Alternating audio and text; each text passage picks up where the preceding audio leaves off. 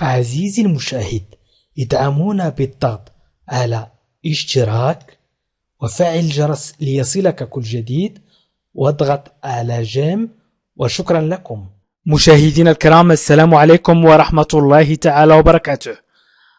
مرحبا بكم في الحلقة 114 أي 114 من قائمة التكلم باللغة الفرنسية بسهولة وسرعة.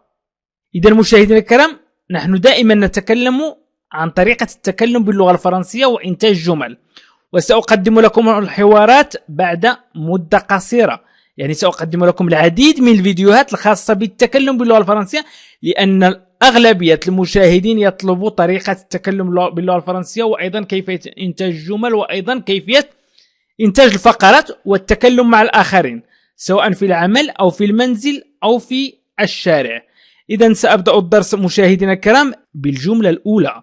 دائما عندما أريد أن أقول أنا أقول je suis، وعندما أريد أن أقول هنا أقول ici، وعندما أقول لمدة أقول depuis، وعندما أريد أن أقول عامين أو سنتين أقول 2 ans. إذا مشاهدينا الكرام، إن أنا رغبت أن أقول، أو أنت سيدتي ترغبين أن تقولي لزوجك مثلا أو لشخص آخر زميل في العمل أنا هنا لمدة عامين، ستقولي je suis ici depuis 2 ans. أنا هنا لمدة عامين. إذن je suis تعني أنا، ici هنا، depuis لمدة 2 ans عامين. إذن سنحاول أن نغير قليلا في هذه الجملة، ولن أقول أنا، سأقول أنت أو أنت. سنقول tu es ici، نقول là-bas أو ici، سأكتب là-bas. tu es là-bas، أنت هناك.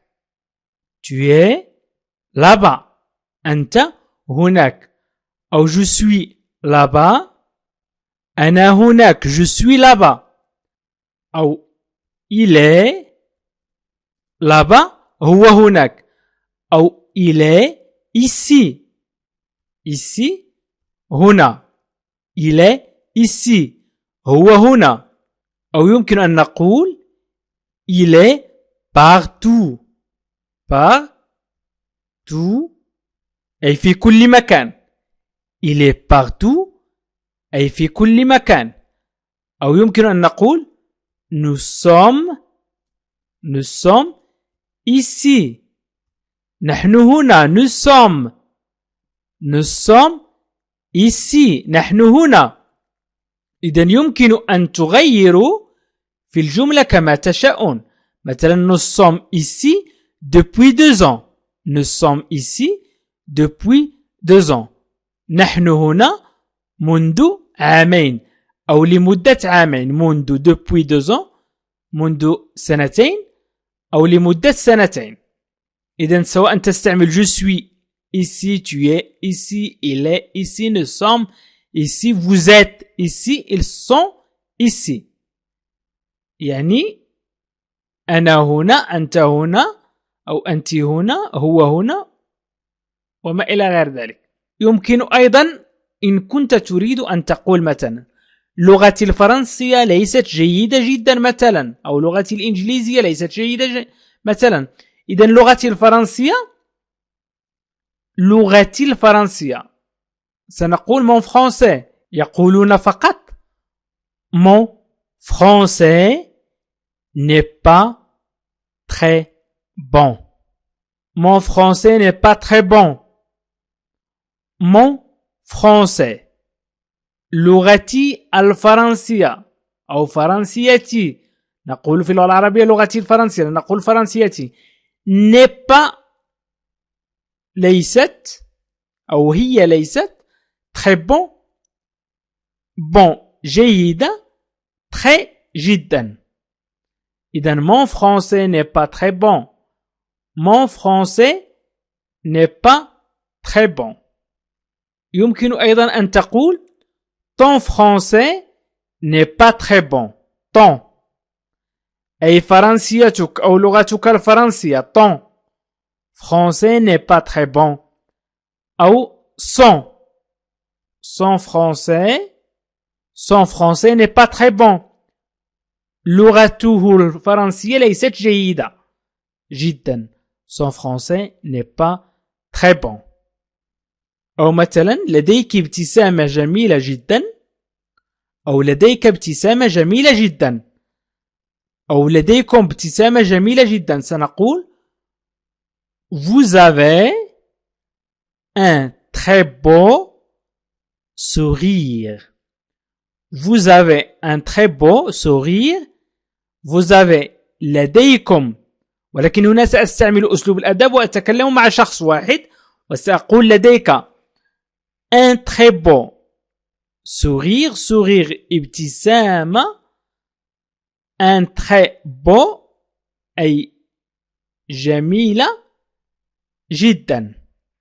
أو يمكن أن نقول لديكم ابتسامة جميلة جدا لأن vous avez un très beau sourire. إذن vous avez le verbe avoir au présent.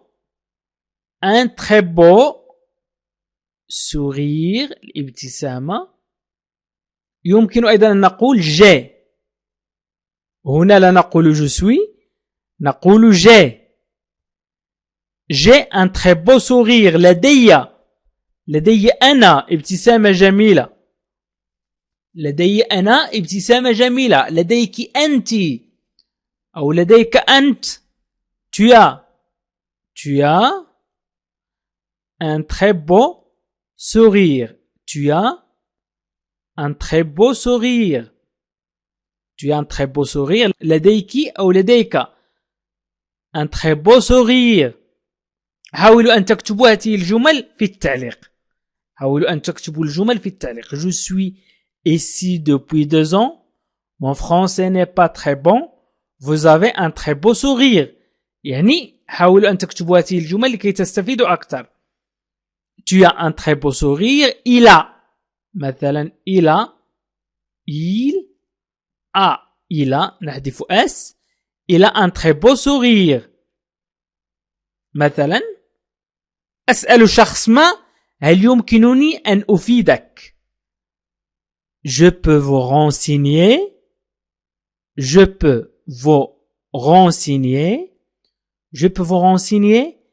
هل يمكنني أن أفيدك.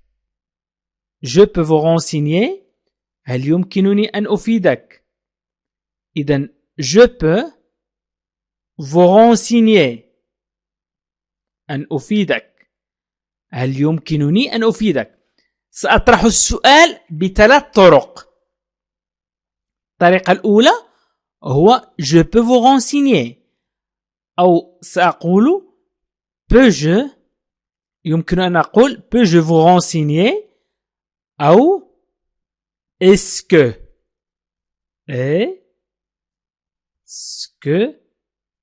Est-ce que je peux vous renseigner. Est-ce que je peux vous renseigner. إذا 3 طرق لطرح السؤال. قلنا peux-je vous renseigner. je peux vous renseigner. est-ce que je peux vous renseigner.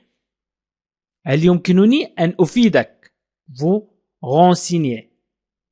مثلا سنقول أعتقد أنها لا تناسبني على الإطلاق. مثلا لبست قبعة أو لبست سروال وما شابه. إذا مثلا قبعة مؤنث سأقول je pense qu'elle ne me va pas du tout. je pense qu'elle ne me va pas du tout. je pense أعتقد qu'elle ne me va pas. أنها لا تناسبني du tout على الإطلاق.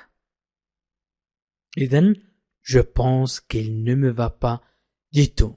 الآن أتكلم عن القبعة. مثلا سأتكلم عن سروال. pantalon. سأقول il. Je pense qu'il ne me va pas du tout. Je pense qu'il ne me va pas du tout. أعتقد أنه لا يناسبني على الإطلاق. أو tu penses. Tu penses avec S. Tu penses qu'il ne te va pas du tout. Tu penses qu'il ne te va pas du tout. Il pense qu'il ne lui va pas du tout. إذن أعتقد أنها لا تناسبني أو أنه لا تناسبني على الإطلاق. مثلا إنها أنيقة جدا. سواء نتكلم عن فتاة أو زوجة أو نتكلم عن لباس مثلا القبعة أنيقة. أو يمكن أن نقول أجدها مناسبة لي أفضل. قبل أن نتكلم عن أنيقة سنتكلم عن أنها مناسبة لي. قلنا أعتقد أنها لا تناسبني على الإطلاق. الآن سنقول أعتقد أنها تناسبني أو أجدها مناسبة لي. نقول Je trouve qu'elle me va mieux. Je trouve qu'elle me va mieux. أجدها مناسبة لي أفضل. Je trouve qu'elle me va mieux. أجدها مناسبة لي أفضل. Je trouve أجدها. قلنا إذا أردنا أن نتكلم عن سروال مثلا أجده سنكتب il. Je trouve qu'il me va mieux. Je trouve qu'il me va mieux. اكتبوا هذه الجمل في التعليق.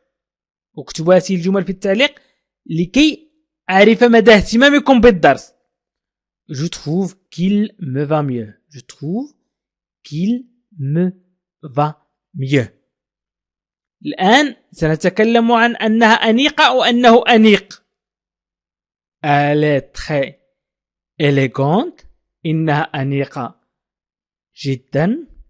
إذن عفوا elle est très élégante. Elle est très élégante. أي إنها أنيقة جدا. Elle est و élégante سنغيرهما معا. إذن elle est très élégante أي إنها أنيقة جدا. ولكن إذا أردنا أن نقول إنه أنيق جدا سنقول il est très élégant. لا نقول élégante. élégante بالنسبة للمؤنث و élégant بالنسبة للمذكر. لذلك نقول il est très élégant. Il est très élégant. أو je suis très élégant. Je suis très élégant. أو فاطمة très élégante. إذن يمكن أن تكتب اسمك مثلا وتكتب très élégant أو très élégante. إن كنت فتاة أو امرأة فاكتبي je suis très élégante. وإن كنت مذكر فاكتب أي طفل أو رجل ستكتب je suis très élégant. اكتبوا في التعليق je suis très élégante أو je suis très élégant. يمكن أيضا أن تقول أنت على حق سيدي. إن قلت لك tu es très élégante tu es très élégante يمكن أن تقولي لي أنت على حق سيدي. إذن ستقولي vous avez raison.